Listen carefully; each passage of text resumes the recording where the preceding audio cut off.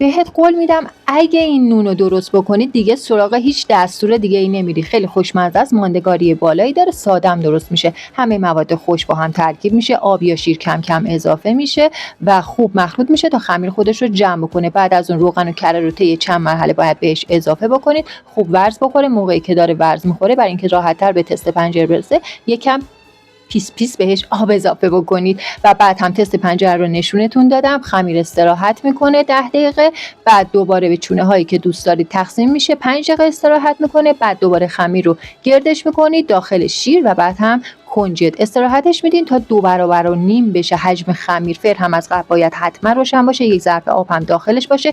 کپشن رو حتما بخونید که یه عالم نکات براتون نوشتم که خیلی مهمه که رعایتشون بکنید. بعد از اینکه حجم خمیر 2.5 برابر شد دوباره بهش شیر اسپری بکنید، بره داخل فر، بیاد بیرون، نوش جونتون باشه.